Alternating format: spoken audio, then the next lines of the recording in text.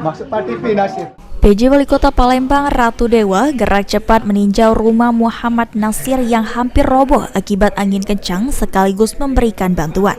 PJ Wali Kota Palembang Ratu Dewa mengatakan, gerak cepat ini dilakukan setelah ada laporan dari masyarakat lewat sosial media.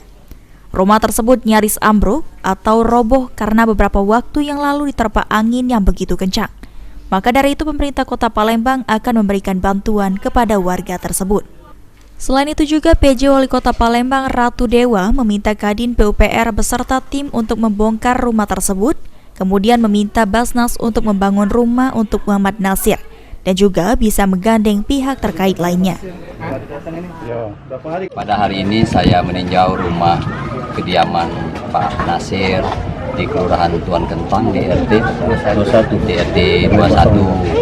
Ini ada laporan dan juga ada yang DM lewat sosial media, termasuk laporan dari Pak Camat beberapa waktu yang lalu dikarenakan angin yang begitu kencang sehingga rumah tersebut ya nyaris hampir ambruk.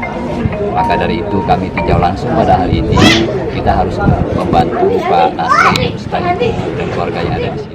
Pemilik rumah Muhammad Nasir saat ini masih mengungsi karena rumahnya nyaris roboh.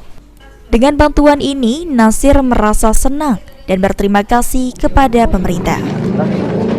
Bagaimana Pak dengan perasaannya dengan kunjungan dari Pak Wali ini Pak? Berbangga hati, senang. Jadi Sudah didatangi oleh pemerintah kan, saya mengucapkan terima kasih yang sebesar-besarnya. Pak, sebelumnya rumah ini dihuni oleh berapa orang Pak? Yang di dalam rumah ini tinggal? 6 orang Pak ya? Bapak, Pak ya? Istri sama anak-anak gitu Pak? Iya.